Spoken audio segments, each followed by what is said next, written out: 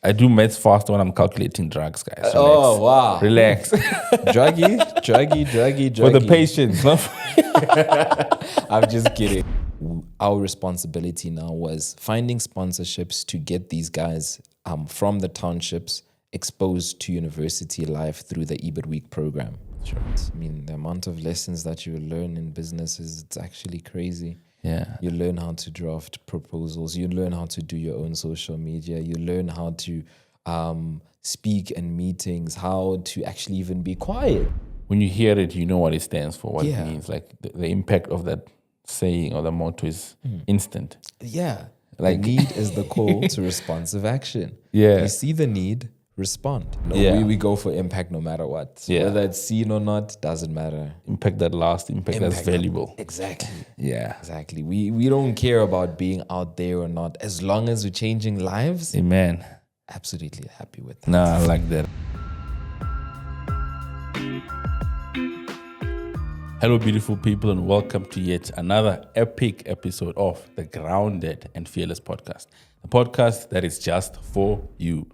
On today's episode is a very special episode for me. I've got a very special guest, a dear friend of mine, Similo. Welcome to the show, my brother. Thank you so much for having me, Mr. N. Really appreciate being here. I'm very excited for the chats today. Me too. As we spoke earlier when we came in that this is an episode of being planning, just that our schedules were not aligning. And I always say this, but it's because this man is a very busy man. And I'll give him a chance to introduce himself just so that you guys can understand how busy this man is. So Similo, for the guests that are watching, just shortly introduce yourself so that they know who I'm speaking with and who they're listening to. Okay. Well, I don't know if I can do it shortly, but let's try. Big flex. My name is Similo Sienga. I am a quantity surveying student at the University of Pretoria. I'm also a civil engineering student at the University of South Africa. So that's what I'm doing on like a full-time basis. I'm also the founder and CEO of M Powerment Care and Empowerment Recruitment, two pretty good companies that are doing the most out there in terms of community outreach, mostly in Gauteng. We are very active in a lot of stuff that involves education, feeding the communities and so forth and all of those things. Born and bred in Mpumalanga. How much more do you want to know? Yo, that's a lot to take down for the listeners, even for myself. All right, let's keep it at that for now then. I'm just joking.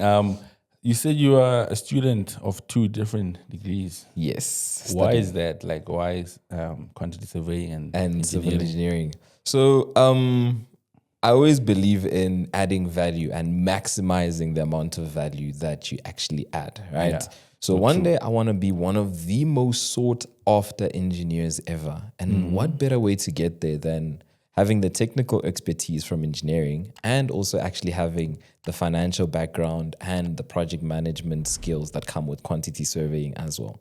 Hence then both degrees at the same time. Yo, that means now when you leverage your value, that means now the price goes up.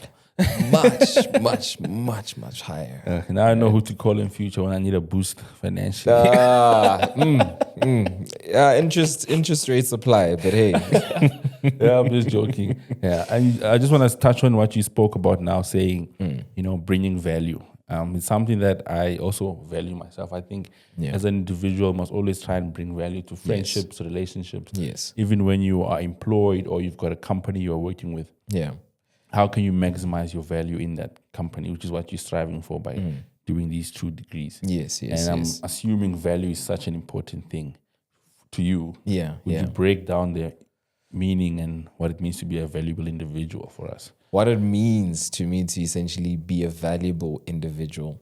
At the end of the day, we all have a certain set of skills, abilities, knowledge, wisdom, all these different things that we can essentially offer to somebody else, to an industry, to a company, to this, to that. Yeah. Right. And maximizing your value to me means using that everything that I've got to make sure that I cultivate whatever space that I'm in. Bringing out the best of it always. Yeah. If under my care I'm given a job to do as a marketer, for instance, I'll make sure that I excel using every single skill that I have. If it means that I essentially now go study an additional course here and there and all of that, all of that speaks to maximizing your value, Yeah. making sure that all the time, actually, I'm constantly, essentially maximizing the cultivation of whatever's been placed under my care. Yeah, that is well described and well put. I think everyone understands it after that explanation, and it's very true that it puts you in a position that whatever opportunity that comes your way, you use it to the fullest and you maximize that opportunity and your potential. Yeah. And I'm guessing there's a lot of self-discovery that comes with the journey, from assuming. Yes, Yeah. most definitely. And I love what you just touched on, loads of self-discovery. A lot of people always think that, now to add value, you need to have everything figured out. No, that's how you figure it out. Yeah. That's actually how you figure out, okay, I'm actually not good at what I thought I'm good at, but I am good at this. And you now discover all these new abilities and interests that you never knew you had. True. So, yeah. Yeah, and putting yourself in that uncomfortable position and exploring the unknown. Like Exactly. you're saying now, being put in a position where you are a marketing or something or product. Yeah. Now you must look through your inventory, see what you have.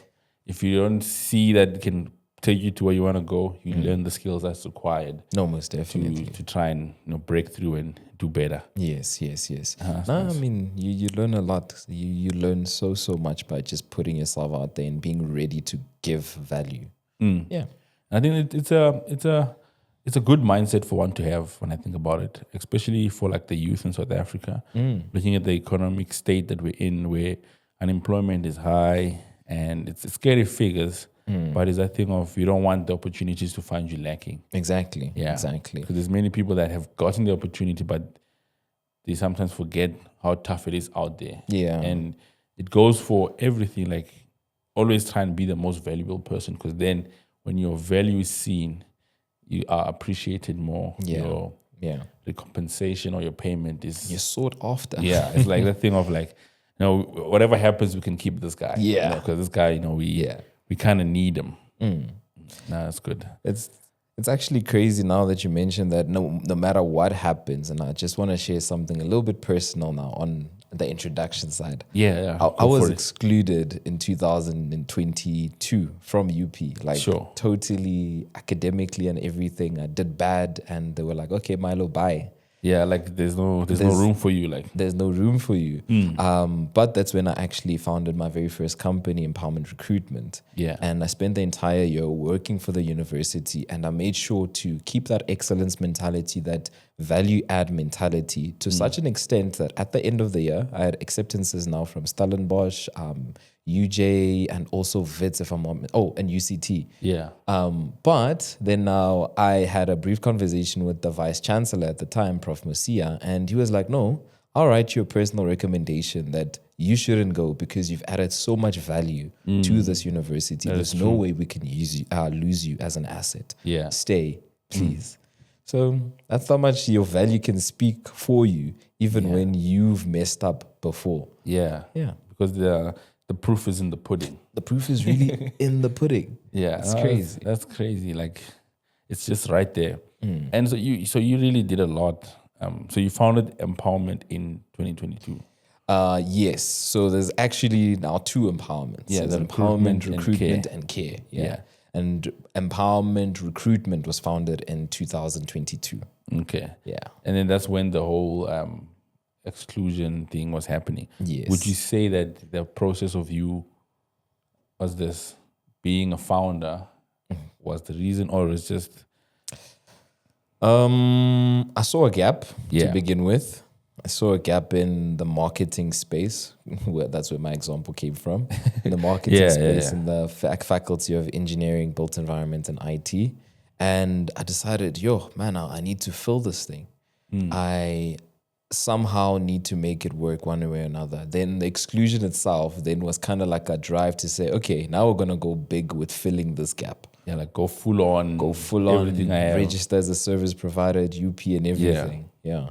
So the gap was already there. It was already identified, and I was kind of filling it in the workspace, yes. But the exclusion was like, okay, I've hit rock bottom. I've got nothing to lose. Yeah. Let's go. Let's see where this can take us. Exactly. And would you say, was there like a turning point in your personal journey where you decided that, this is what you want to do, and it sparked this whole idea of having empowerment?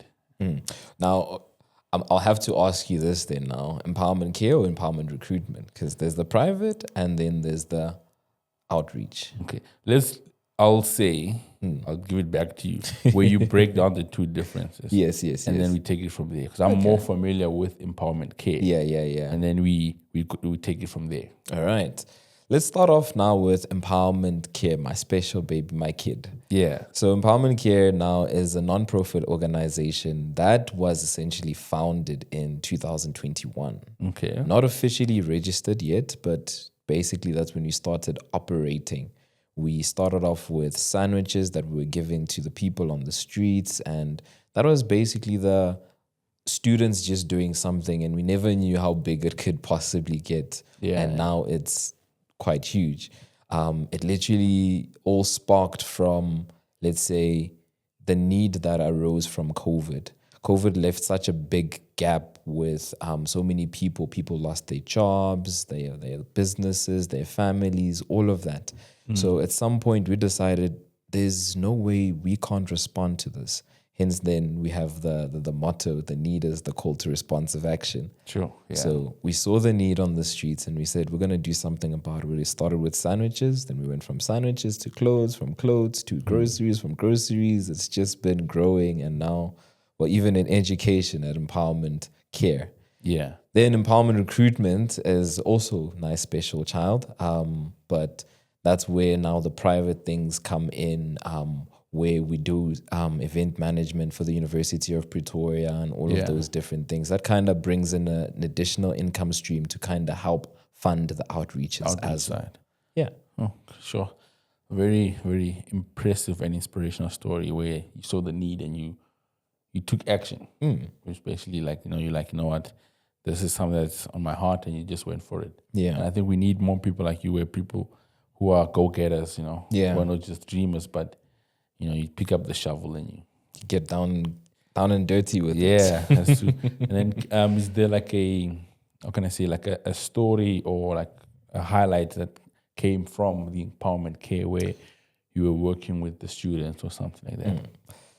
I think one of my biggest highlights actually is very recent. There's many stories we could tell here, but I can imagine. One of my biggest ones has to be very recent from EBIT Week. It's always been a dream for me that some way or another we'll change the education system in South Africa as a whole. And my starting point has always been, I want to start in my own community, Matsulu. Yeah. And recently we were given the opportunity to work alongside the EBIT faculty now through Empowerment Care. So our responsibility now was finding sponsorships to get these guys from the townships exposed to university life through the EBIT Week program. Sure. So in the month of June and beginning of July, we managed to gather around about 240,000 Rand in sponsorships to get those kids from that area and many others onto campus to experience engineering, the built environment, and IT. It literally melted my heart. At the start of the week, the excitement in the kids' faces, but at the end of the week, when we were now having a bit of a debrief with all our sponsored kids, and they were like, Milo, I didn't even want to study. I'm not going to lie to you. I've got the marks, I've got this, I've got that, but I didn't even want to study. And the ones that did want to study was just this and that. And you asked why, they don't even know. Sure. But after that entire week of exposure, they knew exactly what they wanted to do. They knew exactly how they wanted to get there, knew exactly what assistance they needed. And that really melted my heart. So that has to be one of the biggest highlights for me. Yeah, that is a very beautiful story. And exposure really goes a long way. It does. Because many kids don't know of the different things that they can do with their life. Yeah. Like when you say, what do you want to study? It's more of what have they been exposed to. And you might find that someone has a hidden talent or passion for something that they don't even know exists out there. And for them, they're like, I don't know why I like this thing, but I just want to go there. Yeah. They don't even know the full extent of what it has to offer. Then they literally just end up doing whatever's most convenient, whatever's most spoken about in the township. And that's very little. Yeah, and there's also like a guess, a limiting belief that's not from their own perspective, but it's more like the environment or that limited exposure they have to the different things that are out there. Yeah. Yeah. It's like the same thing where people that travel a lot are exposed to many things, and then they can dream big dreams. Big dreams. Exactly.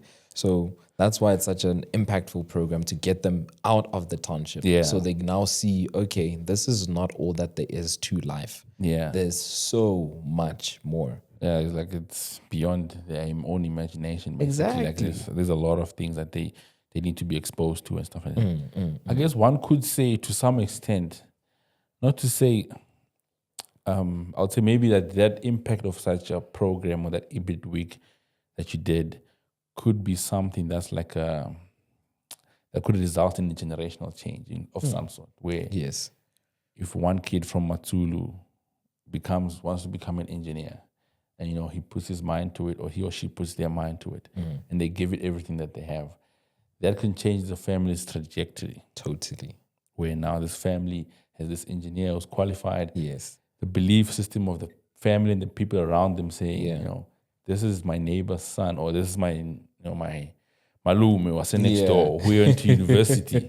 And then, now the whole community or the people that have not been exposed, he can bring that exposure back to them. And most definitely. You've got what we call like that ripple effect, basically. Yeah. It's actually crazy. I've never even thought about the neighbors. I always think, take it back to your family at least. Yeah. Now tell your cousins you're this, you're that. But even the neighbors actually get this entire impact. They see there's now an engineer in the community, and they're also inspired to work harder. Yeah, that is true. I mean, even out of the kids that came, the ones that didn't come, like I'm sure they have friends that didn't come. Yes. So then that whole thing just spreads, and that excitement. Now other kids are like, yo, what did you see? Tell me more. And then, that excitement sparks, and then they research more and all those things. Yeah, no, most definitely. Wow.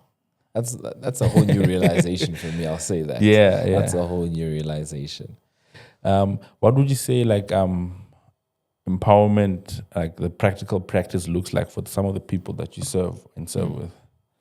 All right. So now we've shared a little bit about the educational side that we've got a pretty deep, or are close pretty deep into that. In our communities, we really love to make sure that our kids are exposed.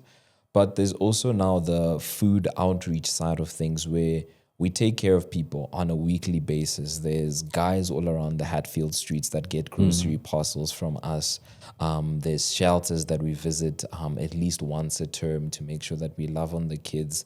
There's other shelters which we visit like maybe once a year even, but make sure that they've got everything that they need. We ask for their wish list for the year and make sure that they have everything that they need, rather than like constant visits, since we don't necessarily have all the time in the world. We still make sure that they've got the most essential things that they need to function. That is so That's kind of how it looks. There's weekly outreaches. There's maintenance to our gardens that supply food to students. There's the educational side.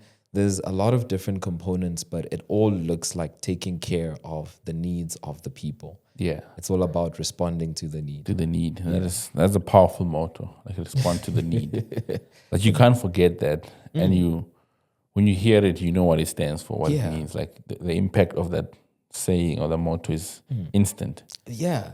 Like need is the call to responsive action. Yeah. You see the need, respond. You see the need, respond. It's as simple as that. Sure. Yeah. Yeah. Before we speak more on the empowerment recruitment, I also want to talk about the recent project that you did for Mandela Day, Project Madiba. Yes. You want to share some light on that for us quickly?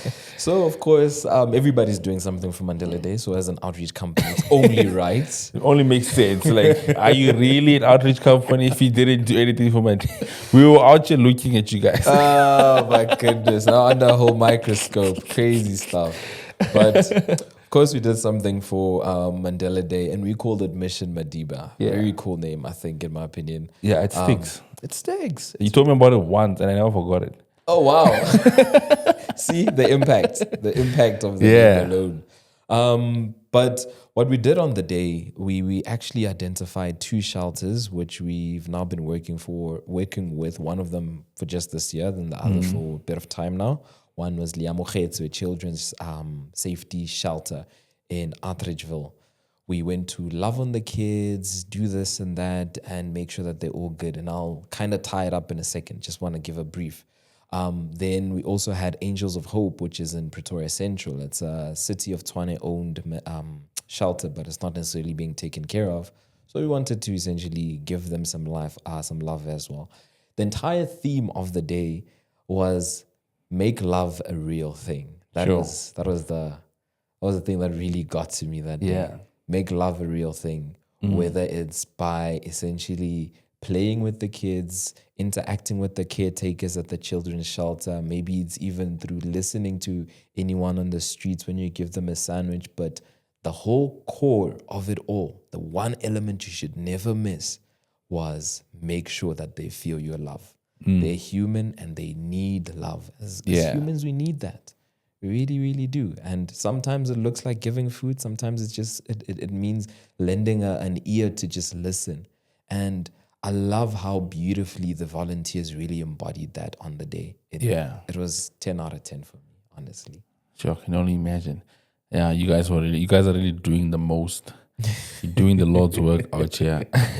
No, we're trying, We're trying. And we're just getting started. That's the exciting part. Yeah. We're just getting started. Sure. This is like no, my math is killing me. 2021, 2, 3, 4, fifth year, basically. Yeah. I do maths faster when I'm calculating drugs, guys. So wow. Relax. druggy. For the patients, no? I'm just kidding. Yeah. So you guys are 5 years going strong, which is very empowering. And then looking at the recruitment side, yes. Many people can look at you and be like, this guy is an NGO, but this side is a business. Is it confusing us? What's happening? You know? And I like people that start businesses that take initiative because we need more of that because, you know, with more businesses, there's more opportunities for employment and stuff like that. Definitely, yes. On the recruitment side, again, it started off with a gap. It started off with a need. You see the pattern in my life now. You are like a full-blown entrepreneur. You're just going out there trying to solve the world's problems. Exactly. Find the problem, solve the problem, monetize your solution. Yeah. So it started off with now, I worked for the engineering faculty at UP for a couple of months?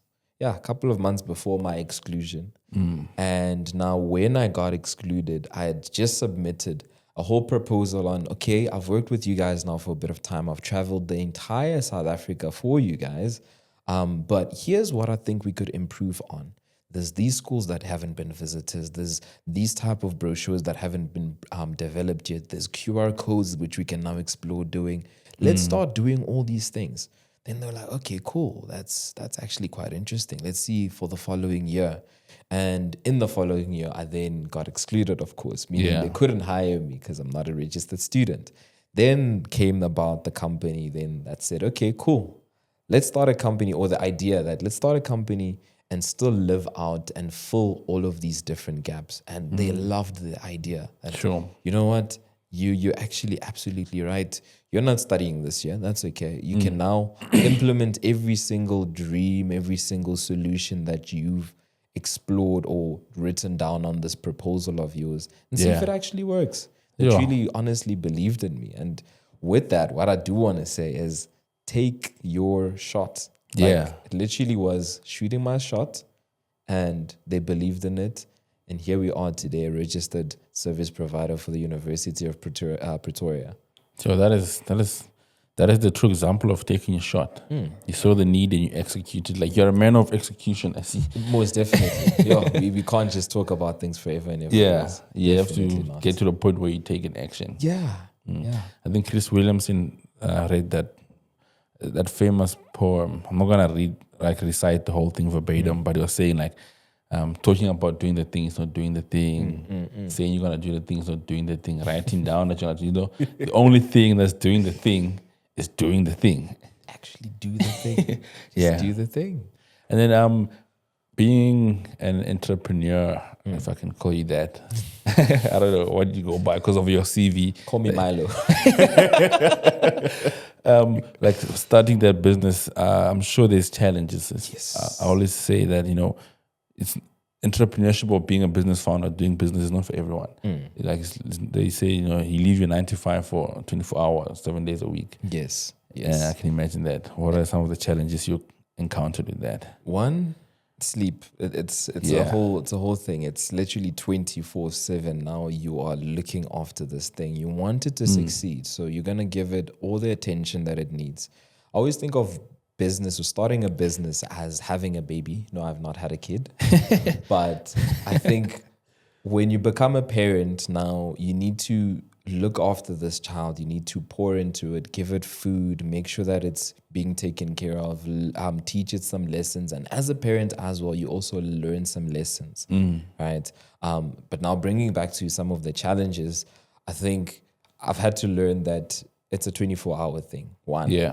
There's no full on I'm resting. It's a 9 to 5. After 9, after 5 o'clock, I essentially go to bed or my day's done. No, unfortunately not. You continue working throughout. You constantly sending emails, proposals, this, that, meetings every day, and all of that. Then there's also the funding chat. As an entrepreneur, you are gonna need funding and you are gonna need support. You are gonna need resources, and it's not always easy to essentially get access to that.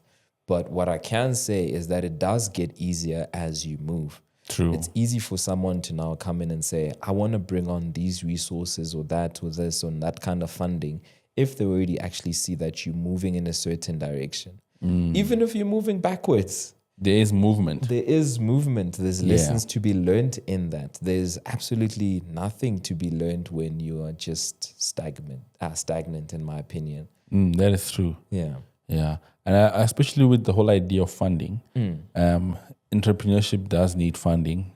Especially even for me, with the work that I do, we sometimes have farmers' days and we speak to upcoming farmers, like, your developing farmers, your substantial farmers, your small-scale farmers, and those who are keen to start. And I was having a conversation with a friend of mine who's also passionate along the lines of the farming stuff, and he's like, I want to do this and this and this, but I need land, I need this. And I'm like, then I asked him a simple question. I'm like, but what have you done that does not require money? Yes. You see, where you want all these things and you're saying funding is what you need, but there's so much you can do. So much more. Yeah.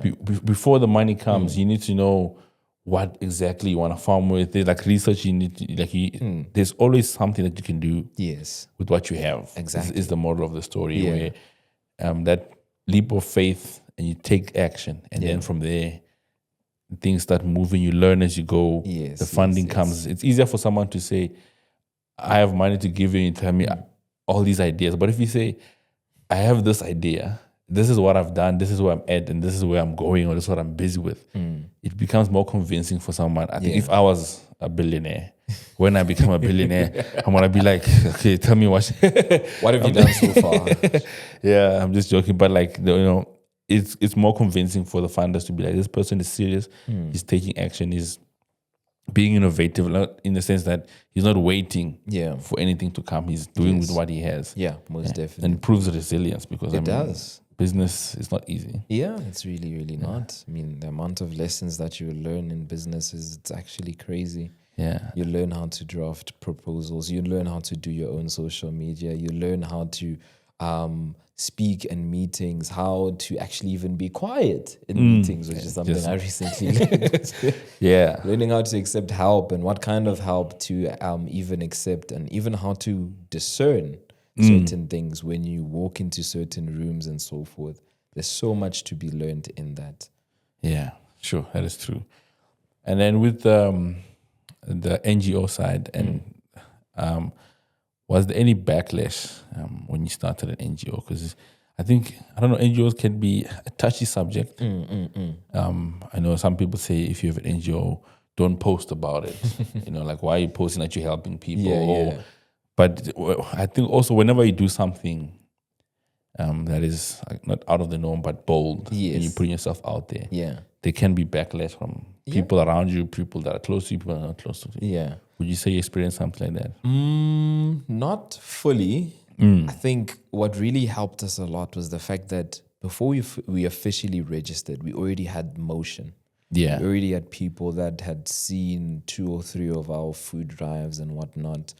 We didn't necessarily wait for the registration to come. Then we started essentially moving. No, we went ahead. We made 300 sandwiches. We gave them out. We did it again. Gave them out. Did it again. Gave them out. Then at some point it hit us. We need to actually register this thing. So because of that, we didn't experience so much backlash. But it is true that so many NGOs and NPOs and whatnot experience so much backlash because now people are like, how are you posting like struggle and whatnot? Aren't you just supposed to be doing it out of your own heart and this and that? And the reality is, guys, at the end of the day, some way or another, we need to be showing the impact that we're making. Yeah. If you can't see what I'm doing, how did you even know I had an NGO? You looked at our social media, right? Exactly, yeah. You see, some way or another, you need to be showing that impact. Why? It helps you scale. It helps you to essentially now reach more people that can join the cause and advance it even further. If you're just going to keep it in your heart, unfortunately, it's just going to be in your heart. It's not going to impact somebody else's life beyond you just essentially giving whatever you're giving. True. But if I show to the world that, hey, we're helping people, we're doing this thing, and we're doing it as young people, not waiting for the next generation or the next set of this or even the older generation to do this and that. We're doing it right here, right now. We are the people to make it happen. That touches somebody else to join into the cause.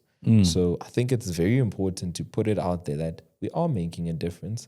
There's fine lines here and there and whatnot on how you do so, but by all means, don't shy away from showing that you are making a difference. That is true. That is true, and I guess it also helps the people that are contributing to the cause to say, where's the money that I put going? Yeah.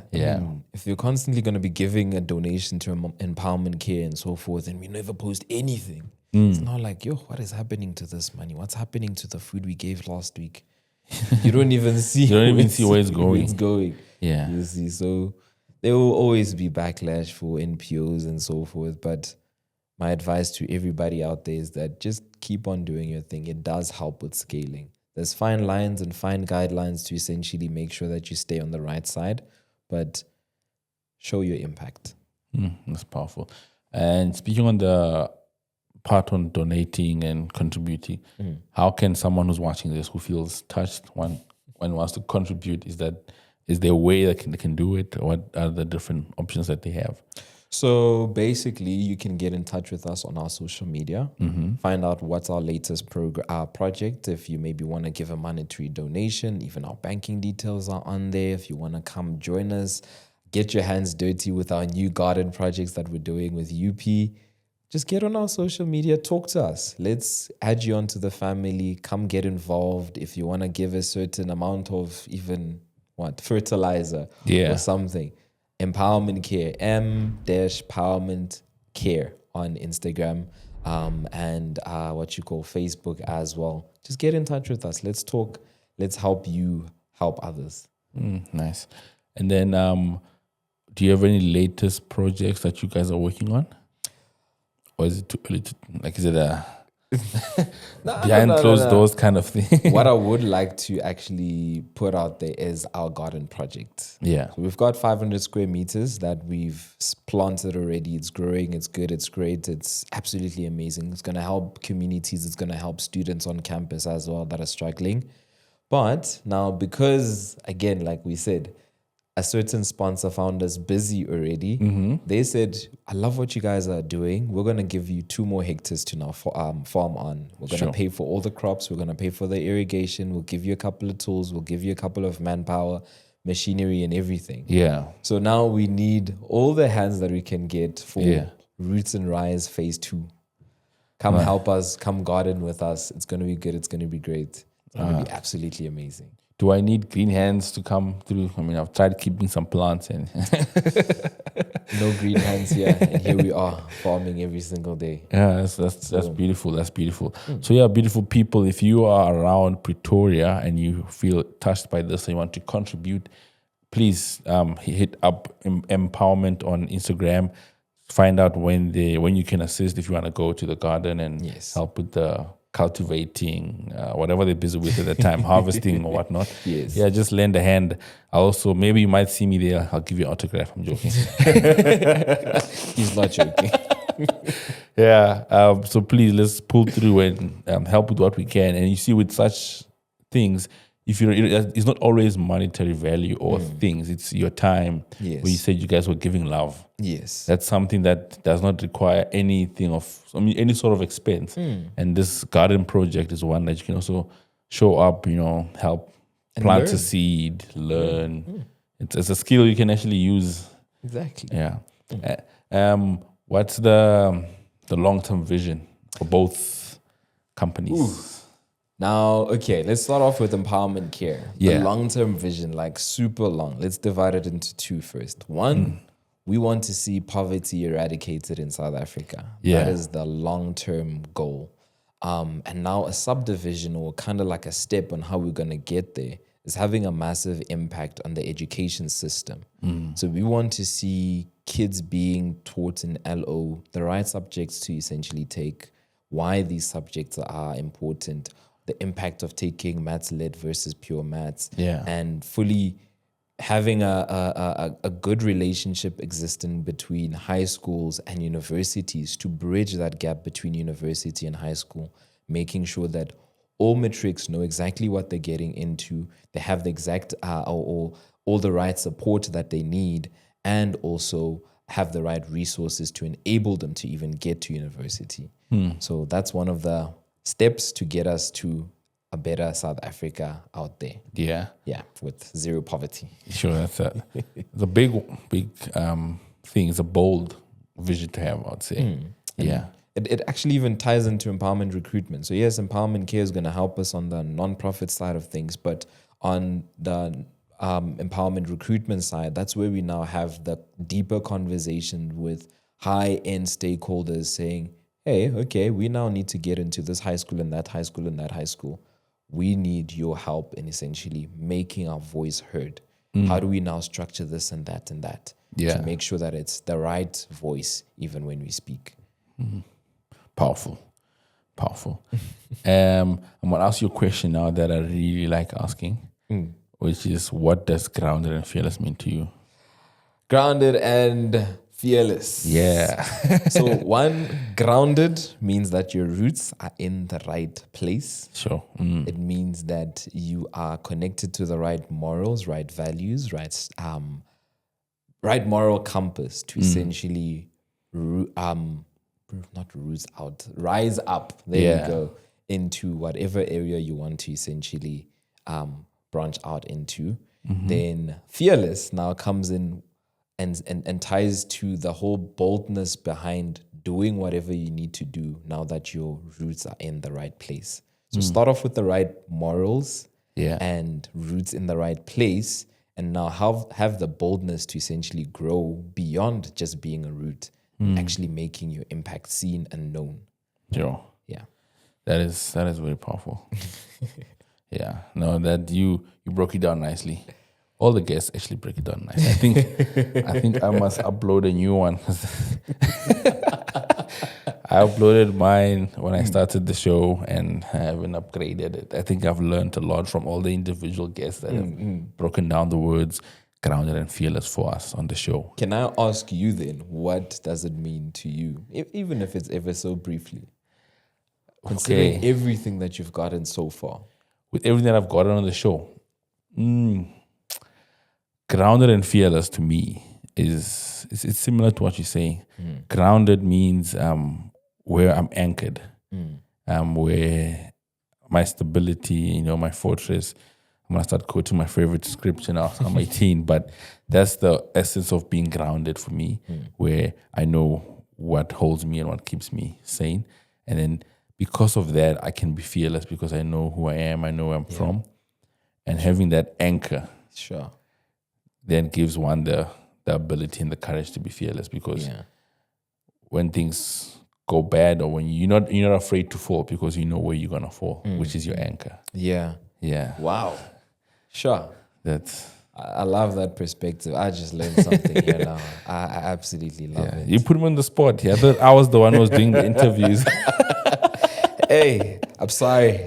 It's just who I am, Yeah. But it's like I said, I learned a lot from all the guests and even your perspective. So So that's my take on Grounded and Fearless. For those who were wondering, if you're new to the show, that's the updated version of she's Grounded and Fearless meaning. You heard it here first, folks. Yeah. There you go. So now we're going to play a game. Okay. Would you rather questions? I'm going to ask you 3 questions. Well, 3 different questions. And then in each question, there's 2 options. Okay. And then you will see which one you vibe with. Which side are you leaning into? Are you ready for the first one? Yeah, let's go. First one is, would you rather build a company that changes millions of lives but stays behind the scenes, or one that becomes world famous but impacts fewer people? Sure, that's an easy one. I was about to say, It's a very easy one. Yeah. We go for impact no matter what. Yeah. Whether it's seen or not, doesn't matter. impact that lasts, impact that's valuable. Exactly. Yeah. Exactly. We don't care about being out there or not. As long as we're changing lives, Amen. absolutely happy with that. No, I like that. I like that answer. I'd be worried if he chose the other one. Never know. Just kidding. Behind the scenes. We don't know what's happening behind the scenes. Yeah. Second one is, would you rather hire someone with raw passion but little experience, or someone highly skilled but with less alignment to your mission? Definitely the first one. Passion for me triumphs everything, because you can always teach and transfer skills. Yeah. But passion needs to be caught. And sometimes it's a very difficult thing to pass on to somebody else. That is true. Like, the skills can come and they're necessary and they're needed, but you can always learn the skills. I started off empowerment with no skills, but with loads of passion. Yeah. Now I've got the skills to back up the passion. True. That's true, actually. Yeah. Passion all the way. The skills will follow. The skills will follow. The skills will definitely follow. I like that. Last one. Would you rather go back in time and mentor your younger self, or fast forward and get advice from your future self? Yeah. No, that's a difficult one. Save the best for last. I mean, I don't know about best. I'm out here thinking it's like nice, easy questions, yeah. I also have to put you on the spot. Yeah, now you did, eh? I think I would probably go with my future self. Yeah, my future self to mentor current me Yeah. and say, these are the lessons that you need to learn. Don't be afraid of it. My mentors always say, Milo, do not be afraid of failure. Just fail. Fail as fast as you can in life, because there's so much growth in failure. So my future self would have gone through some of the failures I still need to go through, and be like, okay, stop being afraid to fail here. Because as much as I failed a lot and learned a lot, Yeah. it's still not a nice thing. No, I still don't want to experience that. no one really does. Yeah. So I think my older self coming in to say, you're going to be just fine. Just don't be afraid of failing. Doesn't have to point out, Guti, this and this will come from that. But don't be afraid of failing here. Just let go. Just do whatever you need to do. Yeah. All right. Yeah, don't be afraid to fail, guys. Be fearless. Fail as fast as you possibly can. Yeah. Yeah. And get up and keep on going. Get up and keep going. Yeah. Get up and keep going. It's the best thing ever. No, that's beautiful. That's beautiful. And speaking on the increased land that you guys have, I just want to tickle a bone with you or something. If that's a word, I don't know. My English data bundle is running out, but like just pick a bone with you with your engineering background and all those things. How would you say you guys are planning, or if there is plans, to try and include with the new world of AI, engineering and tech? Are you trying to implement some of those things in how you manage this bigger space in your agriculture, where in terms of we are planting plants now, how do we monitor these things? Well, it's funny that you asked that, because yes, most definitely there's numerous research projects that the university is doing that involve AI, smart technologies. By smart technologies, now we're moving away from an age where we want to remedy whatever sickness that we see in plants and buildings and roads and this. We now want to essentially build smart cities which can detect things as early as possible, right? Yeah. So now we want to replicate that exact same model even in our garden. That incorporates a lot of different sensors in the ground, on the plants, on some of these different things. One thing we have actually implemented so far, crazy enough, some of the fertilizer that we use for our cabbages and onions comes directly from the byproduct produced by the chemical engineers when they essentially try to produce methane gas for helping communities come up with the gas for cooking. Sure. That's a very packed statement there. Yeah, it's like But now we're literally moving into an age or a phase in the project where we now want to make sure that in the ground there's probably soil moisture content sensors that will essentially let us know that, okay, it's time to water these things. Yeah. Then that's integrated into the actual irrigation system that we don't even need to be there to actually irrigate, right? It literally just starts on its own depending on how much water is in the soil. Even monitoring how much sunlight this thing received throughout the entire day with light sensors and all of that, then we're able to maybe replicate that exact same amount of radiation that needs to come from the sun or ultraviolet light that needs to come from the sun with our own special lights, right? Let's say it's a very cloudy week and whatnot, and how much impact will that then have on our plants? Do we need to now bring in additional ultraviolet light to essentially make these things grow in a certain way? There's literally so much that can be done, and we are excited to essentially venture into all of it, especially now the whole making your own fertilizer thing. I think that has to be my personal favorite, because it literally is a whole ecosystem of now using microorganisms to digest waste foods, and then the byproduct is a fertilizer. That fertilizer is put back into the plants. The plants are now monitored by smart systems throughout the entire garden, smart sensors here, smart sensors there.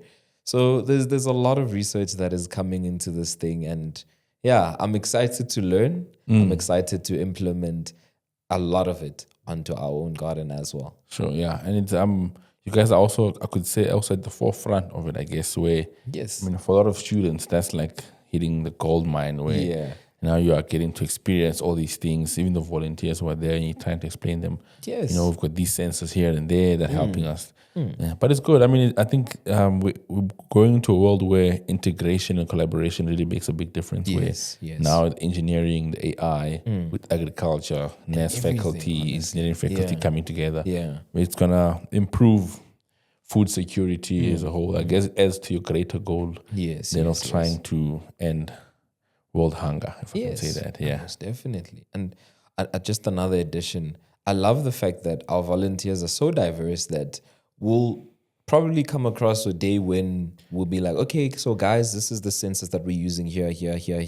And one of the volunteers will be studying electrical engineering, and they'll be like, why use this one? This one actually costs so much more, and it's inefficient in this way and that way. They're coming in now with new information which we didn't initially have. And now they're adding their value onto this project as well, and figuring out how to make it even better than what we thought was the best thing possible at the time. Impressive. And that's the beauty of having the volunteers, because now you get people that you least expected. Because now there's no stringent criteria where you are limiting the pool of people that can come and help, and you don't know what value you are missing out on by restricting certain people because of whatever reason. But everybody's welcome. Everybody come bring your skills. We don't necessarily just need green thumbs. We need tech. We need nurturers. We need people that will be able to do this and that and that and that, which we can't do. Milo, Similo. Yes. Thank you so much, my dear brother, for sharing your wisdom nuggets with us. There's a lot of value in you as an individual, and you come to the show and you've shared some of that value with us. And I really appreciate you taking out the time out of your busy schedule to come and be with us. I mean, you guys now believe me when I say he's really busy. Studying 2 degrees, 2 companies, and he's still... there's a couple more. He still has other things that, but maybe that's the reason for us to have part 2.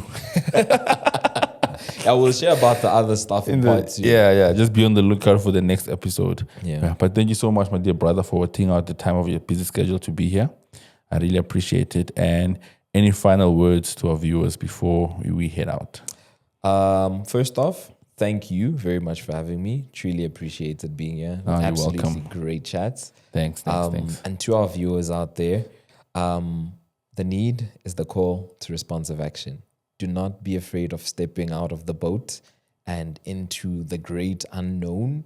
If you're called to do something, go and do it. Whether it's your studies, whether it's starting a business, whether it's making an impact in the smallest of or the biggest of ways. There's no such thing as small impact.